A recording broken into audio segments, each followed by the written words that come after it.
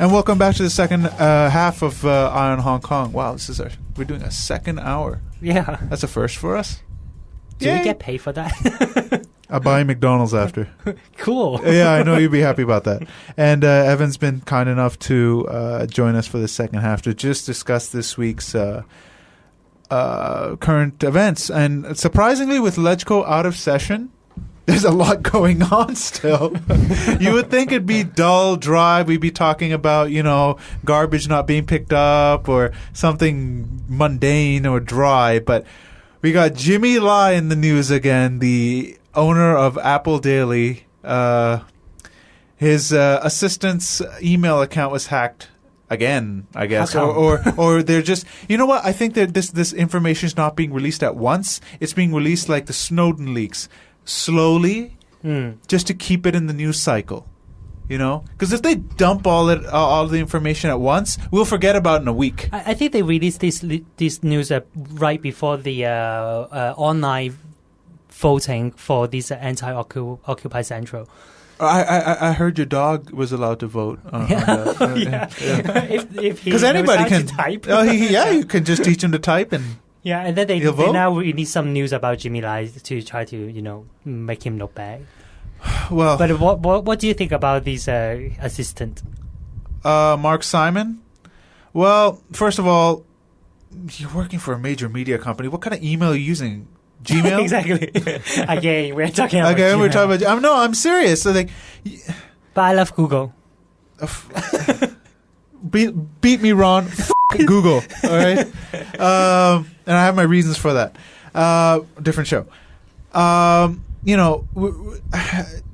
There's no denying that he's donating money to the Pan-Democrats. I don't think that's a bad thing, to be honest. But the thing is that Pan-Democrats either are denying that they've received donations like Claudia Mo and James To, or they're like, oh yeah, like Lee Chuk-yun, I did receive money.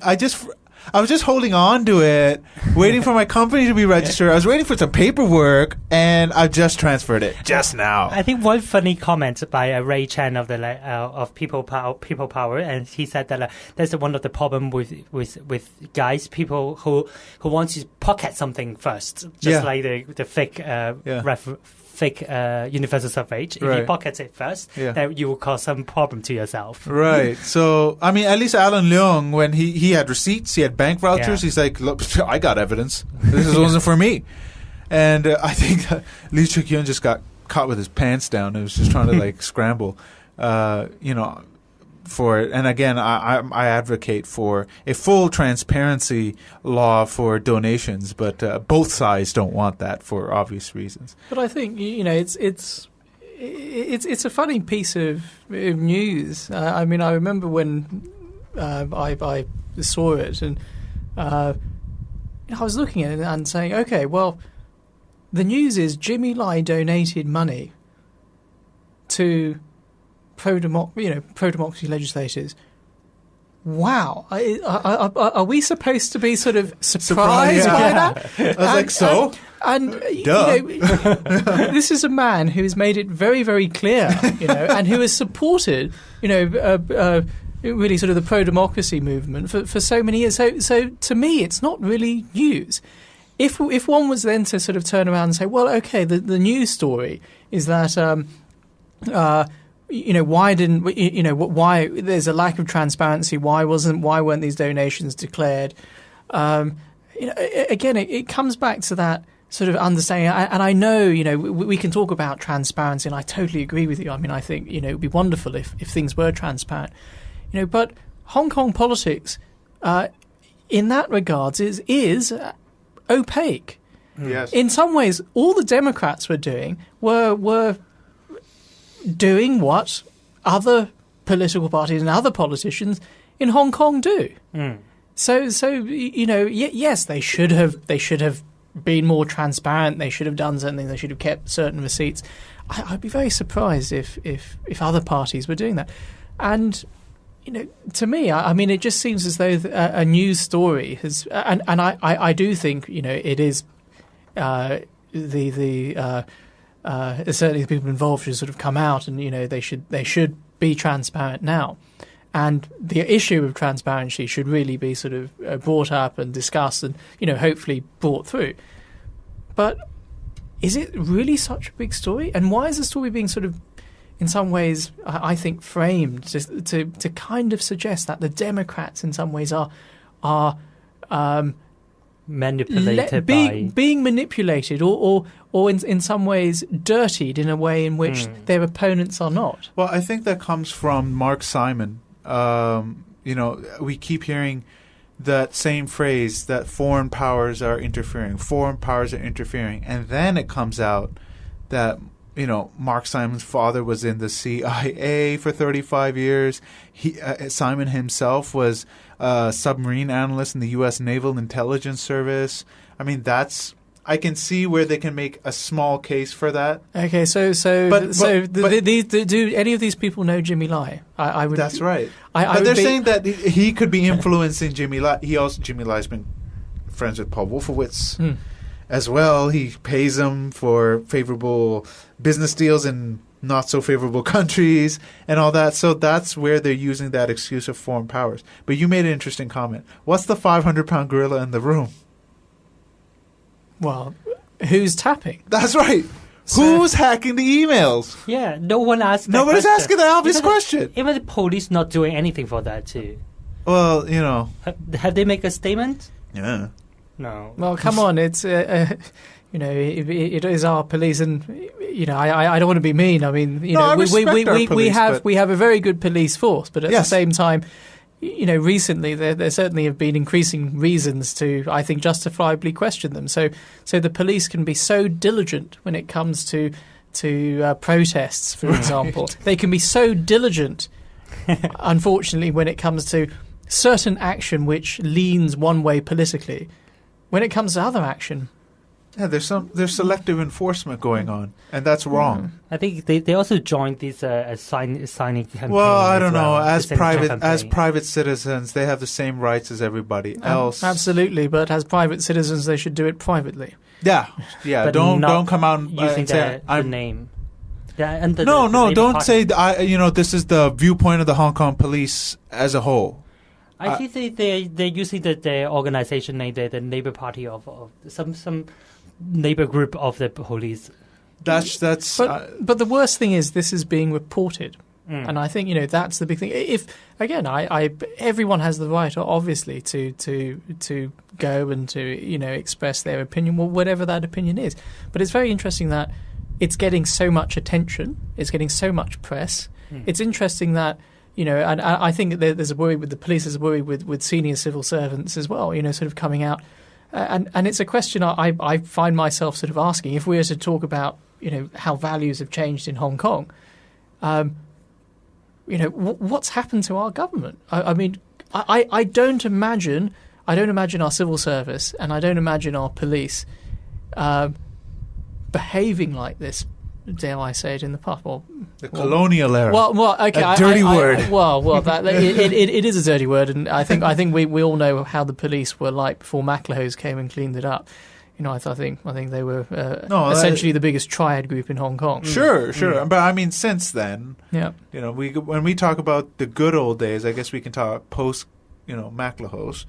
Nobody's saying that anything before that was exactly wonderful with the police, but point is that society's never been this polarized before. Especially the CE, CY Learn, and all these government officials, they're going to are also signing. And they say that they're signing on their personal capacity, but I really doubt You're whether a public they have official. You cannot. You don't. The lines are blurred between personal. Personal is your family life by that point.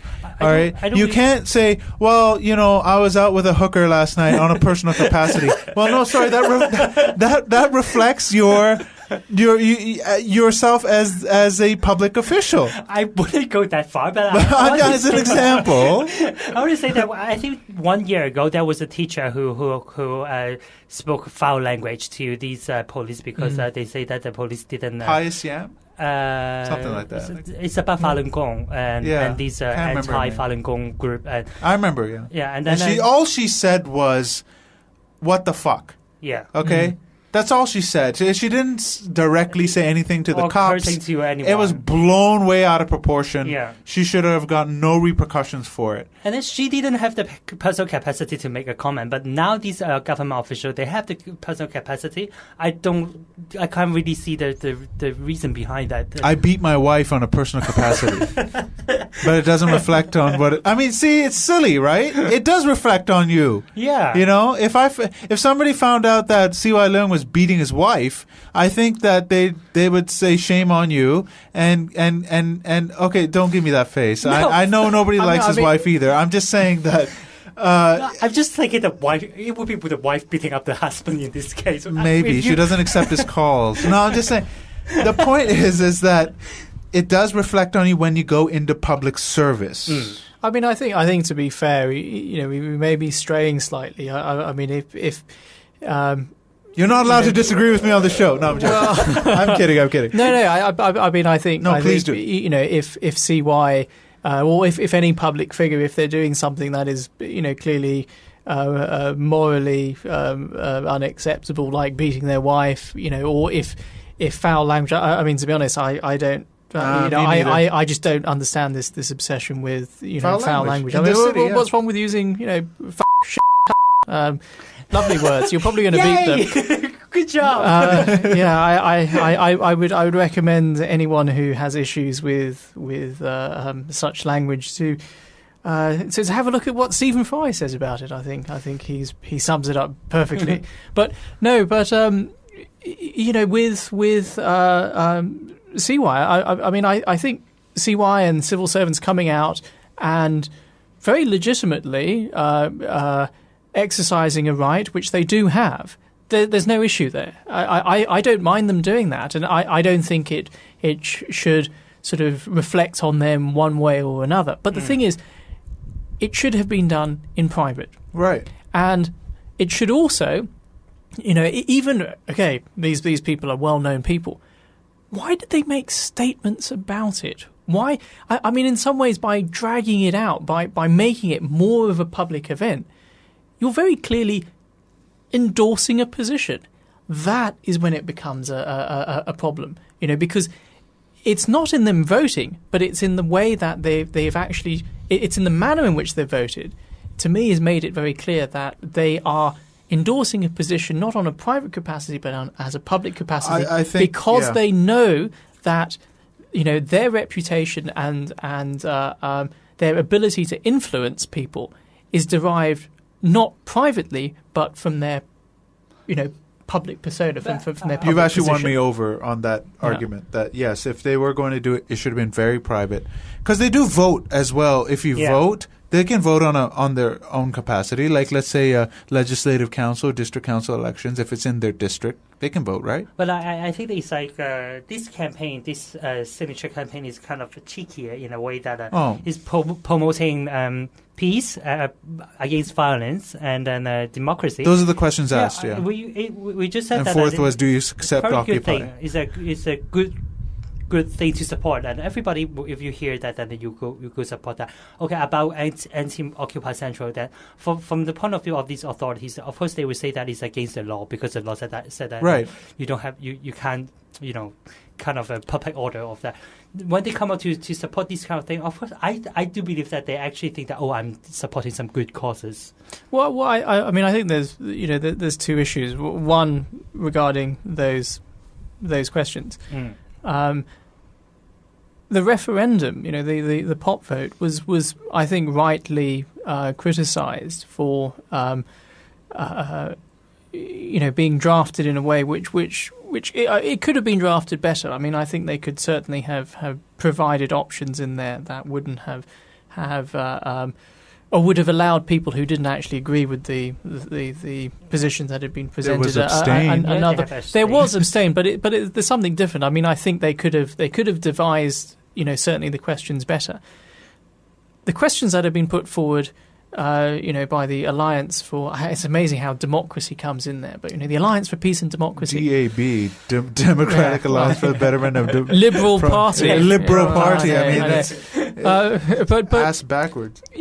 But those questions, I mean, you look at that and you're like going, did a kindergarten kid come up with these questions? I mean, it's They can sign.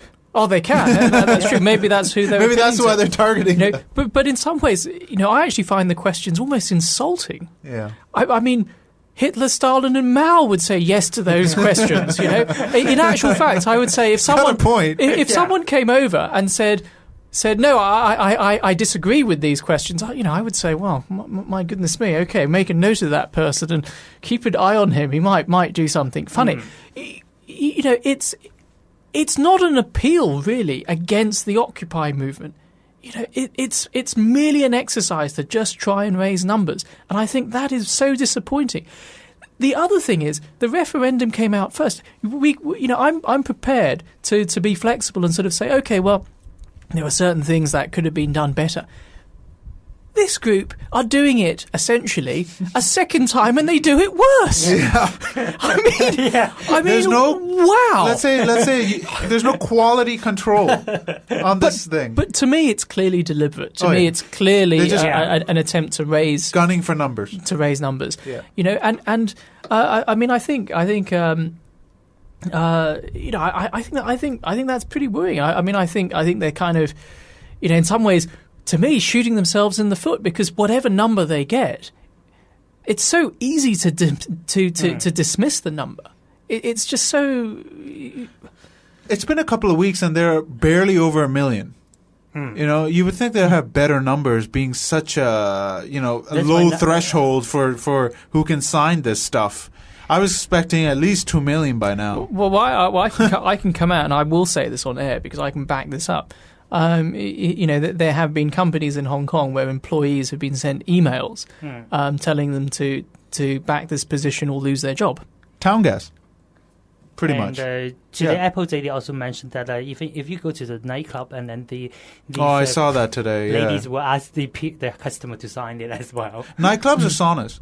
It's a nightclub, I think. Okay. Sauna. Sauna? Yeah. So before your rub and tug, you should vote. If you don't vote, you don't get the surprise at the end or something. I'll break your arms. Yeah, exactly. I mean, that's ridiculous. What's going on? It's just gunning for numbers. Ha ha! I have more numbers than you do. That's seriously what this campaign is coming down to. Yeah. And I just don't find it very legitimate.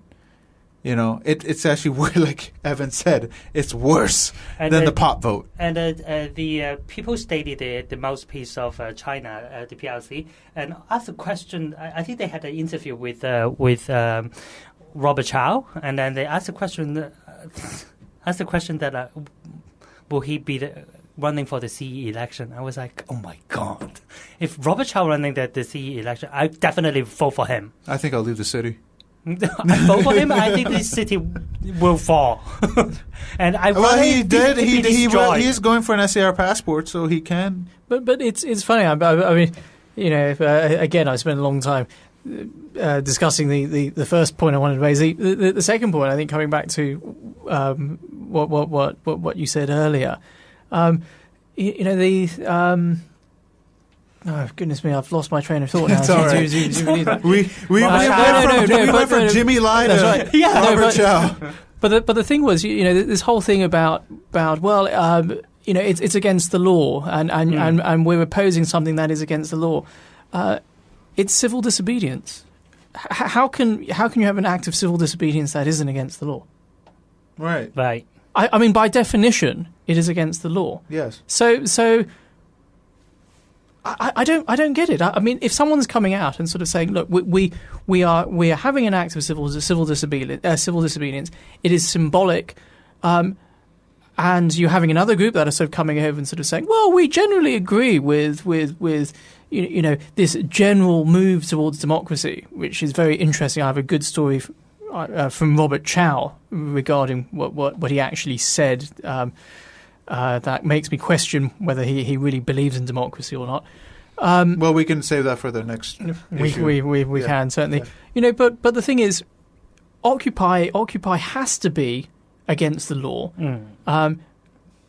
Because of the very nature of the type of protest. Now, the question that really should be asked at the moment is, it's against. It's not. It's against the law. We should be against it. The question that should be asked is, why do people feel that they need to make a protest a symbolic protest where they deliberately go against the law. Now, civil disobedience is not about causing mayhem or havoc or shutting the city down. I mean that's rubbish. I mean, I think Tom Holland and many people have already written about this, and I don't believe anyone. It's ridiculous. The kind of stuff they're saying will happen. It is so ridiculous, you know. Mm. But the thing is, if it won't shut down, what Occupy is really doing is simply putting forward a symbolic act. It's questioning authority. Now the thing is, people talk about Martin Luther King, they talk about Gandhi. Of course, the act of civil disobedience in its own doesn't confront power. What it does is it embarrasses power. And I think this is a very, very crucial thing to make, because you're not standing up and saying we can confront, the PLA or whatever authority may come down on us. All you're saying is that we are no longer prepared to follow your rules, no matter how small that is. Rosa Parks, of course, is the classic example. These things can be very small, but they are symbolic. Occupy, in many ways, I think as it was initially laid out, fell into that same category. 10,000 people, a select group of people. Okay, we're not talking about a mass movement that would shut everyone down. It was symbolic. It's to take place in Central. Not to shut Central down, but because Central is the centre stage of Hong Kong. It's where people will notice. If you want to embarrass, if you want to show that, the people are no longer willing to accept your authority, you kind of have to do it in the middle of town. You can't do it in Kutong and expect a response. It has to be, pretty much the birthplace of Hong Kong as an entreport. Did you say that you were apolitical? Yeah, no, he's just stating the obvious. He's just stating the obvious. I will say that I won't be down there and sitting there and things. But all I'm saying is that what's coming out of the anti-Occupy camp, to me, just doesn't make sense. I think sometimes people... They're just playing on their fears, the anti-Occupy. They're just trying to play on people's fears. They keep saying that about rule of law. And in Cantonese, I think the newspaper or media, they always mix up the things that because they're using the same thing, like 法治, and then they also use the same word for the rule of law and rule by law, but they're actually using the same Cantonese like 法治. But actually, there are a big difference between rule of law and rule by law. And what these governments saying, talking about 法治, when what they actually meant was rule by law, but not the rule of law that we are talking about. And I think civil disobedience actually is kind of in line with the rule of law. Yep. So I say that there's... People know what they're getting into. They're going to be arrested. They're going to face consequences, maybe. Yeah. And the only thing that the government can do is just play the fear card. Your flights won't take off. Occupy Central. You won't get to work. Occupy Central. You won't have your morning dim sum. Someone came out saying that it will affect the sale of land in Hong Kong, because of the Occupy Central. Yeah, they think that political turmoil means drop in prices. Hey, I think that's great because at least maybe you can afford a house in the city. The thing I find just so amusing is when they sort of sit out and unfortunately it's something which. Many sort of companies and chambers of commerce have sort of played into when they sort of say, well, Occupy Central, will push businesses out of Hong Kong. Well, it's very interesting because the thing is, businesses have come to Hong Kong because of certain values, because of certain safeguards. Yeah. That Occupy Central, basically, as in acting in opposition. Helps maintain. Yeah. In any system, you have authority. You have those who have power who govern, and you have an opposition. The opposition isn't there to fight with those in power. The opposition is there to keep power in check. This is essentially what is happening. Breaking the law, as you're absolutely right. Breaking the law as an act of civil disobedience is perfectly compatible in the understanding of rule of law as opposed to rule by law. Why? Because it's a check. It's something which checks, even our legislation. Yeah. And for the businesses to come and say, well, we may leave. Let's be honest.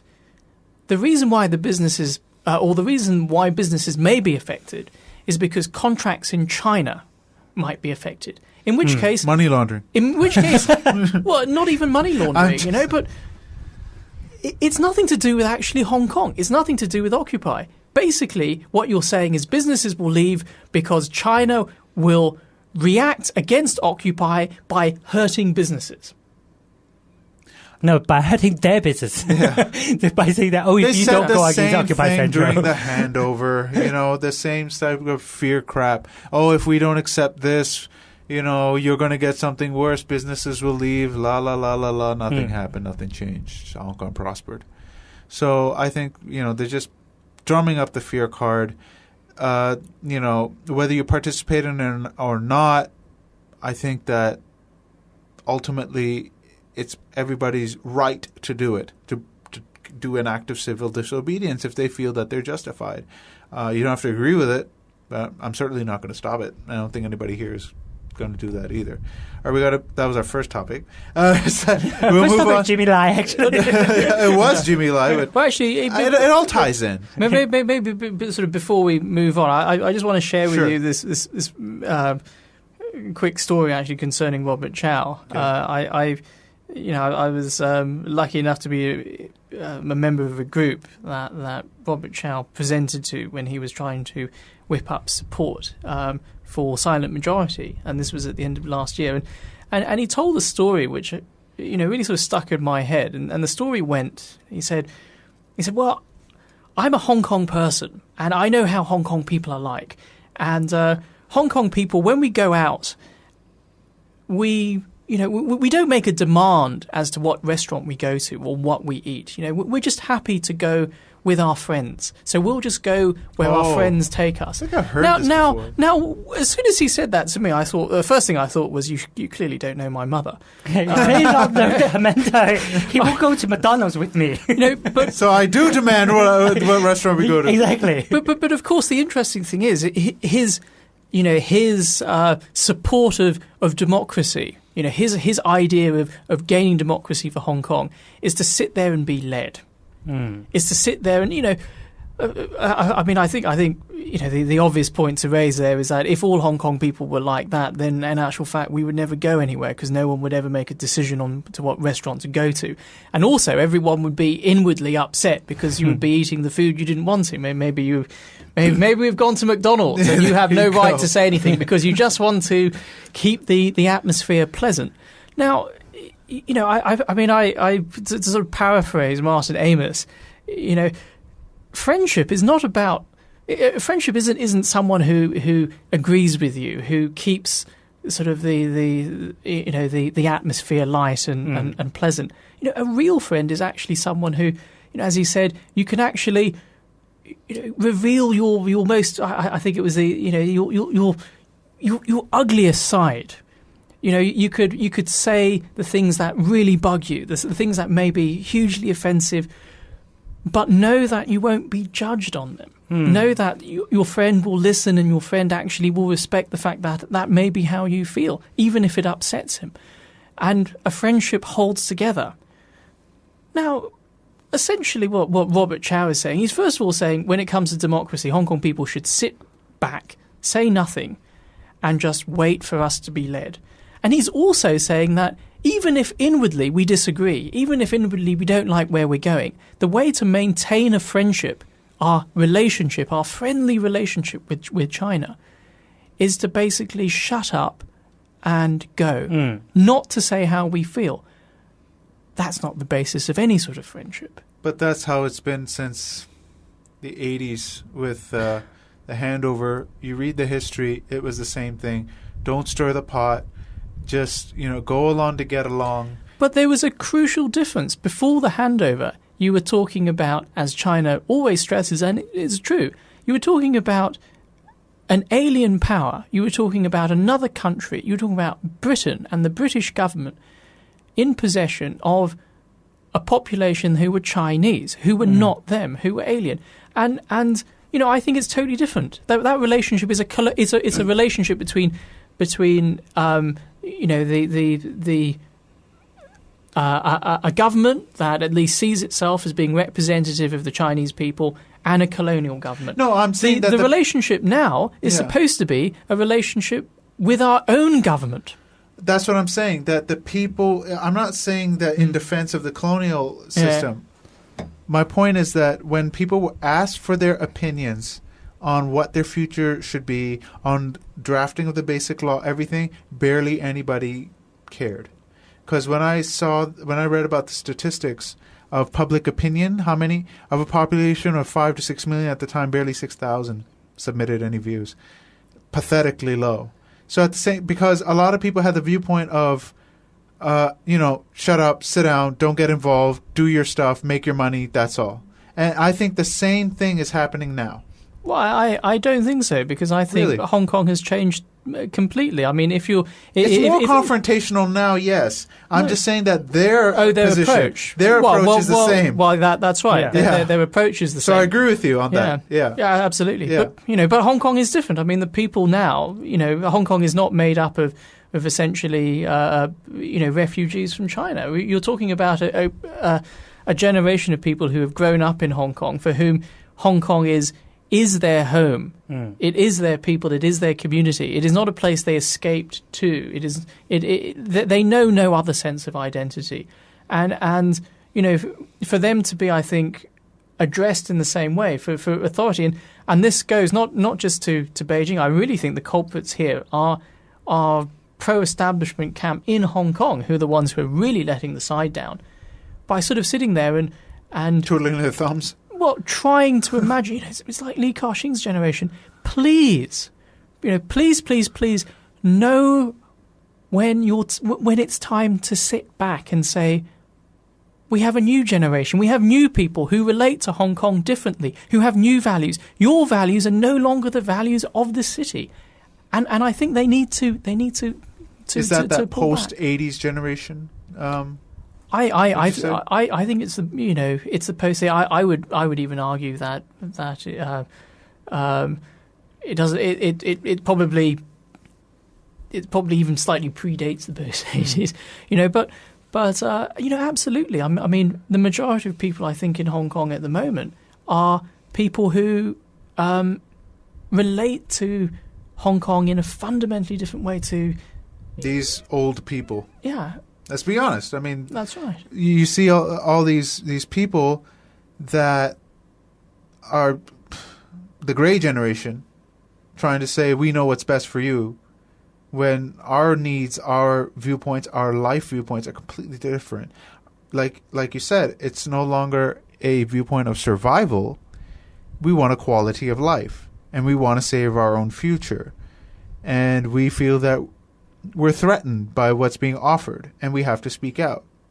So, and then that goes into our next topic, which is Zhang Xiaoming giving a long 50-minute speech about, well, I wouldn't say it's a speech about his opinion. It's more like Beijing's opinion. Some highlights. He said that Beijing's one country, two systems policy on Hong Kong will not change, even if universal suffrage cannot be achieved in 2017. Which gives me the impression that they are prepared for no universal suffrage in 2017. He also said that the white paper is no threat to the high degree of autonomy. A lot of scholars have said otherwise, and that we need to consider the changes in Hong Kong elections from the perspective of national security. God damn, do I hate governments and their nonsense of national security, everything under the veil of national security.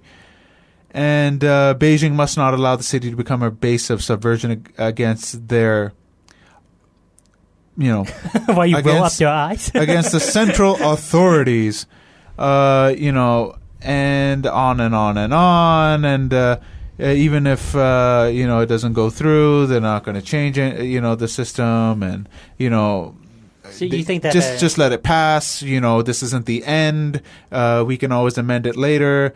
But that's funny because the chief executive just said we don't need to change anything of the 2016 LegCo election, and we clearly do in the functional constituencies. So that they kind of just screwed themselves by showing that they are not going to change anything. Because you just showed an example of you're literally not going to change anything. So with this speech, and he even said I had to change my speech when I knew that the media was going to be there. Cockroaches hide in the dark. Okay, they scatter in the light. I mean, it's you just showed that you are not. You're already being. You're already lying about what you really want to say. Yeah. You're just kind of milk toasting the message. So what is your guys' opinion on this speech? I just think the when they say... Oh, and he did say that external forces are colluding with people here to subvert blah, blah, blah. Okay, whatever. That's a standard line. When has China ever not said that? I mean, the amusing thing is China even claims that external forces are involved in, their operations in Xinjiang, knowing very well that Xinjiang is probably the most difficult place to actually get into if you're a journalist or a foreigner. So it's a standard line. I think that's a true statement, and is quite the fact too, because look at the what kind of passport these Chinese official holding. Usually they are holding the foreign passport. Of course, the foreign powers influencing this CPC party. So I think he's telling the truth. I slipped on a banana peel. I blame it on external forces. But I think that there's another. Well, I suppose one of the big arguments, which is an argument I don't buy, which you always hear being brought up, is this whole thing about Hong Kong being a hotbed for sort of subversive forces, as though Hong Kong people are trying to change the Chinese government. Well, there's a problem because Hong Kong people are not making demands to change Beijing. Are you quite sure when you go to this every year the June 4th? They do, but I think really the main concern at the moment is to sort of say this is our government when it comes to Hong Kong. In order for people to feel comfortable being governed, following the laws of Hong Kong, I think the real thing that is important for Hong Kong people is looking at how Hong Kong is governed. What is being debated at the moment is not political reform in China; it's reform in Hong Kong. And I know many people obviously would like to see change happen in China, but I think the question is regressing. Actually, if you ask me, but how can Hong Kong be a base of subversion in China against the Chinese government when Hong Kong is really only demanding changes to the Hong Kong government, to the way Hong Kong people are governed?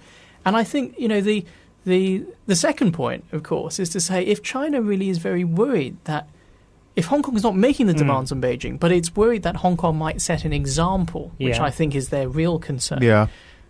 That, of course, raises the very obvious question then, an example of what? Does Beijing fear that it doesn't represent its own people?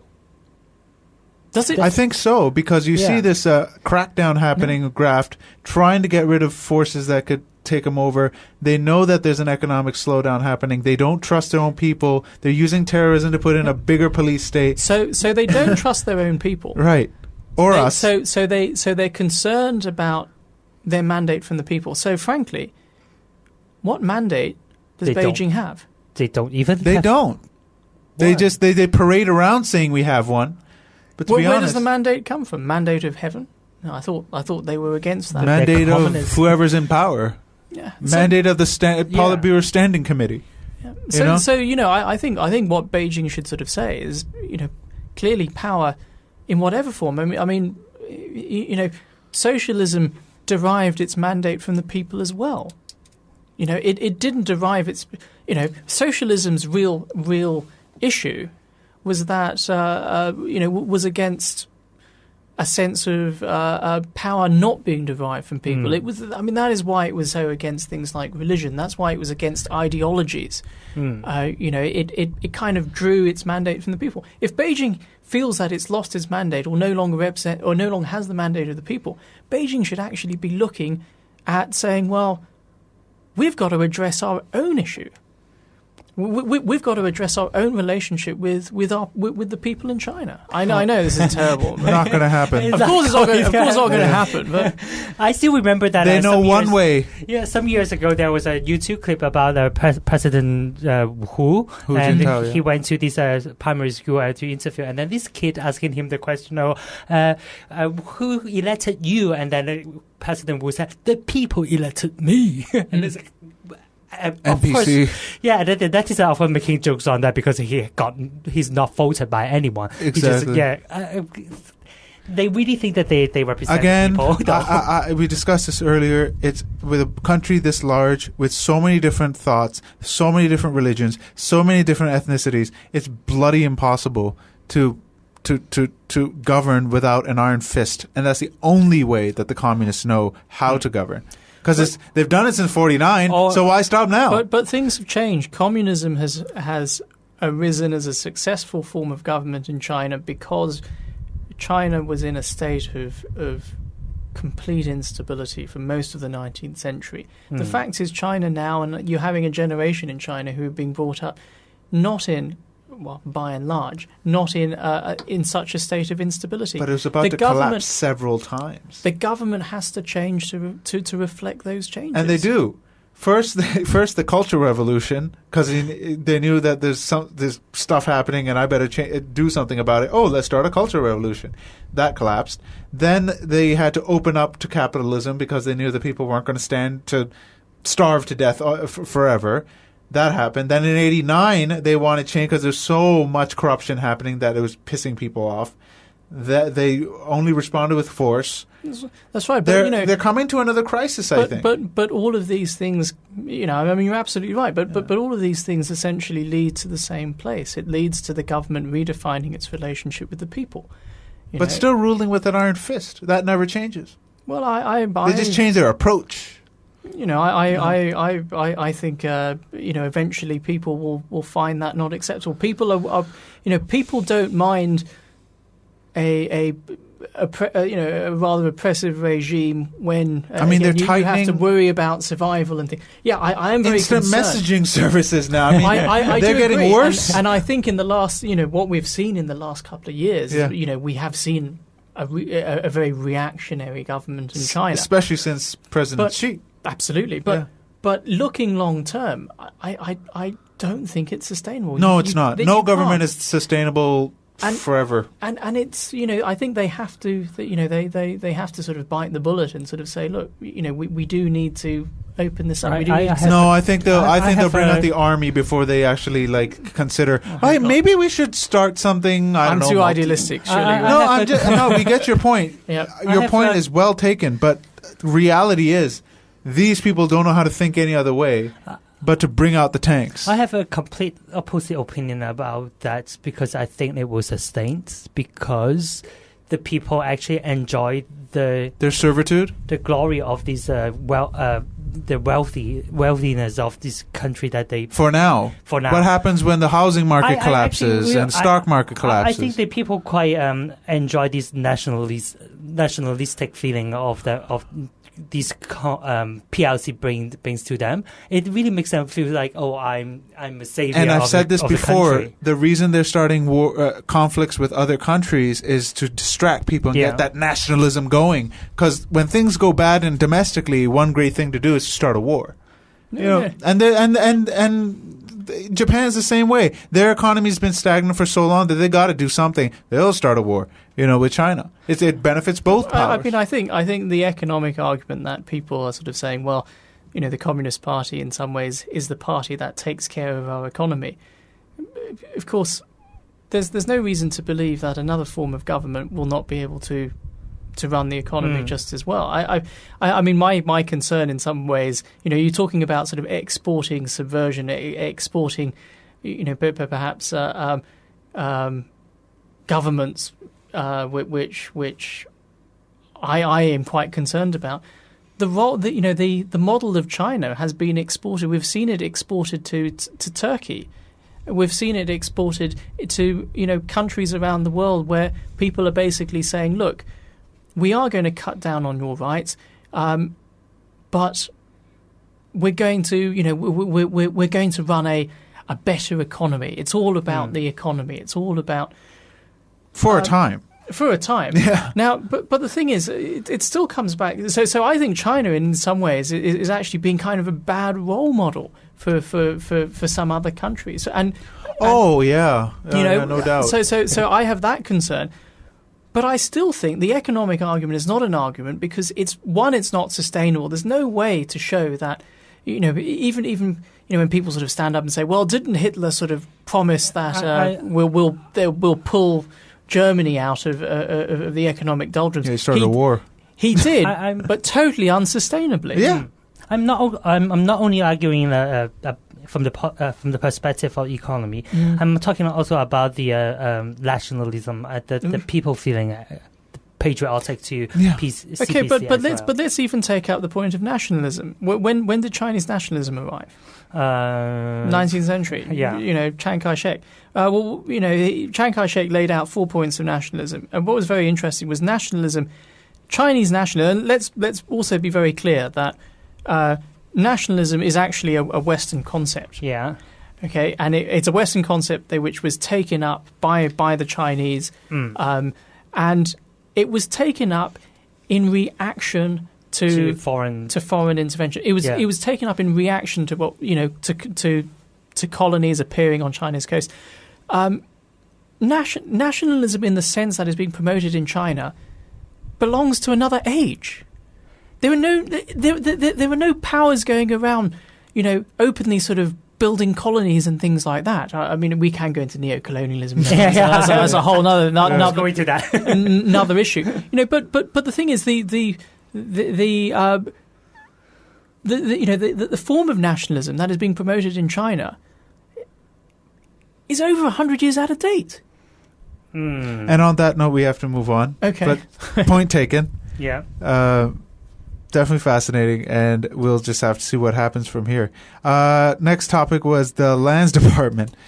We had the Lands Assistant Director, Anita Lam, and her surveyor husband, Thomas Tang, out of the Post. They bought 8,274 square meters of agricultural land in Singtam village, just outside the boundary area being studied for the planned Cam Tin New Town in Yunlong for millions of dollars. And thing is, she works for the Lands Department. She knows about what's, the land she's surveying. She knows what's coming up. She did declare her interests. Yeah. But people are saying that, well, then people are getting into government to get that information, to know how to cash in, work within the system.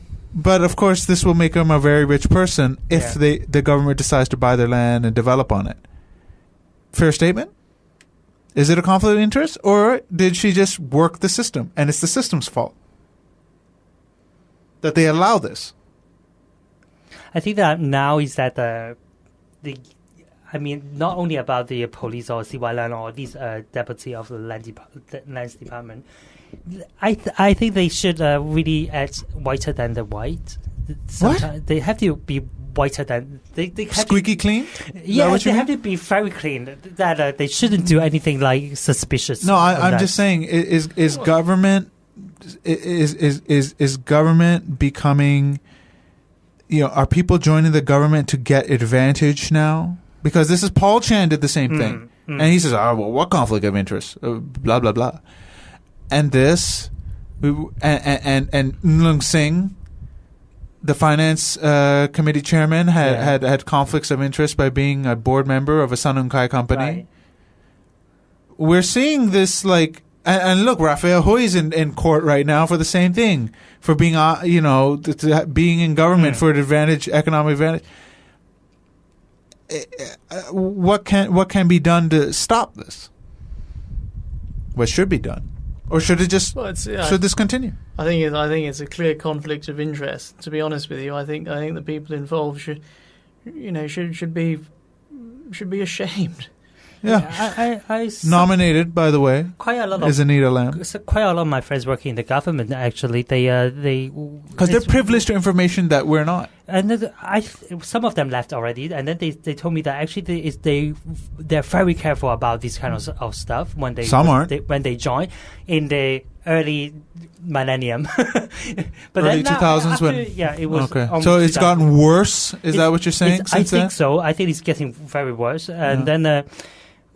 People, it seems that they're really joining the government because they want to get advantage, and information. this happens in every country, every government. People get in there to work the system, to get advantage. But I think there is a big difference here. You have people who do that, and there will always be a few bad eggs. I think what's kind of shocking is the fact that I find it incredible that Paul Chan is still in his position. Yeah, I mean, me how too. on earth can you go into a meeting and actually take the guy seriously? But I'm just so amazed that there seems to be an attitude where they don't seem to see anything wrong in it. That I think is actually far more concerning, And yes, they may be the bad eggs, but usually bad eggs, when they get caught, they sort of come out, and even if they're so brainwashed, they sort of say, "Well, I don't see what I did wrong."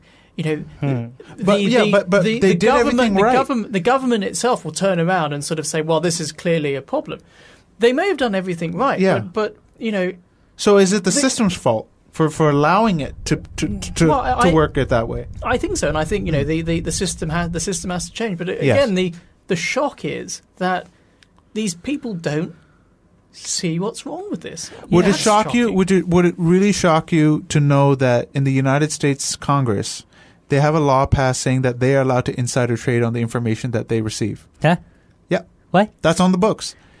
In the United States, Congress is allowed to insider trade on the information that they receive with no legal consequences. There must be some conditions applied to that. They got to declare it, blah, blah, blah, but they can do it. How many people know about that? Not many, but it's in the... incredible.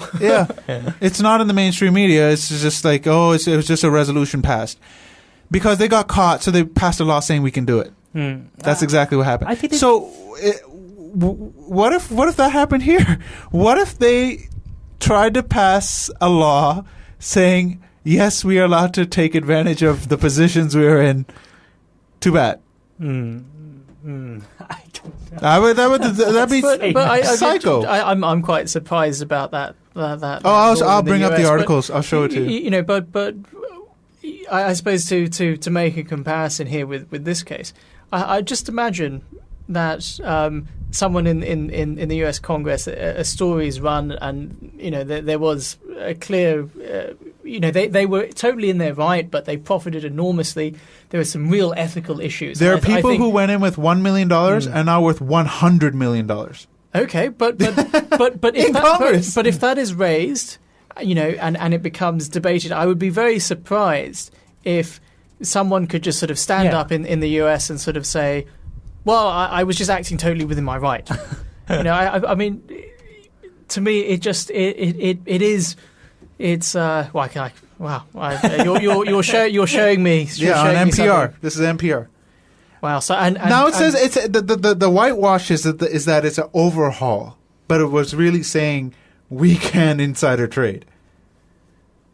And since this law has come out, and they keep doing it, and people have been, there hasn't been any press that have gone in to sort of raise the issue about this. Nope.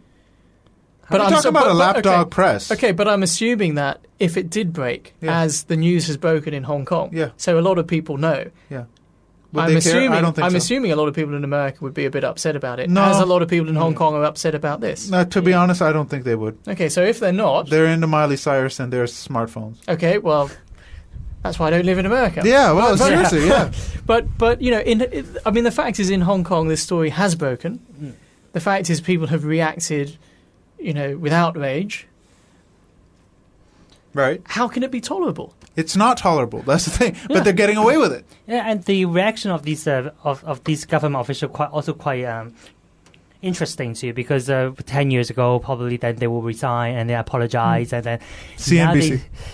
Now they still stay in their position, and then this one, the deputy of the lands department, the iCable TV, they tried to get an interview with her, and then she was staying in the car, and then she was like actually looking quite annoyed, and she actually was kind of if she felt that she doesn't have to explain to the press, and find that these journalists are kind of blocking her way to go into work. And how dare you ask me a question? Yeah, exactly. I'm a government official.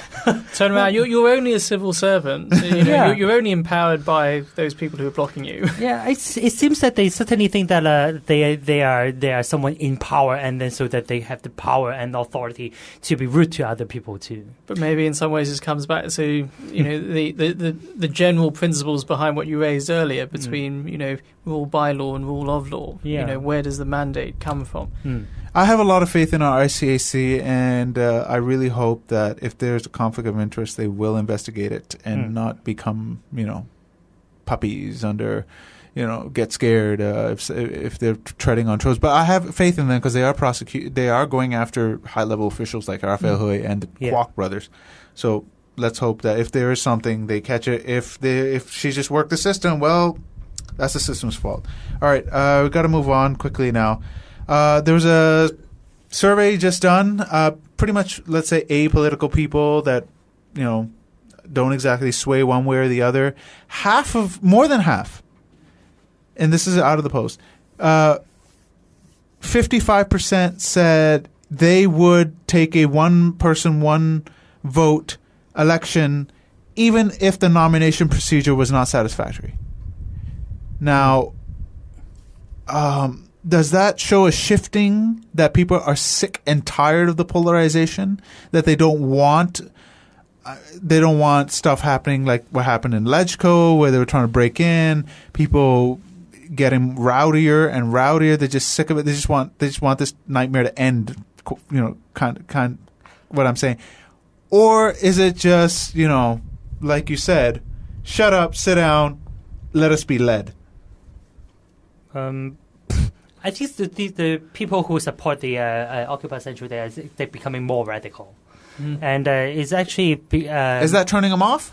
I don't think so. It's actually making them more angry because of this signature campaign, and it's kind of ridiculous, and people can see how stupid it is. And sure, but they're saying that they will accept a nomination procedure that's not perfect. Let's say a nominating committee that just increases by 400 people, 1,600. I would say that some people would become they want to see a compromise, and then that's why sure. they would support this mild proposal by other scholars or something. Evan? Well, I think the key word here is accept.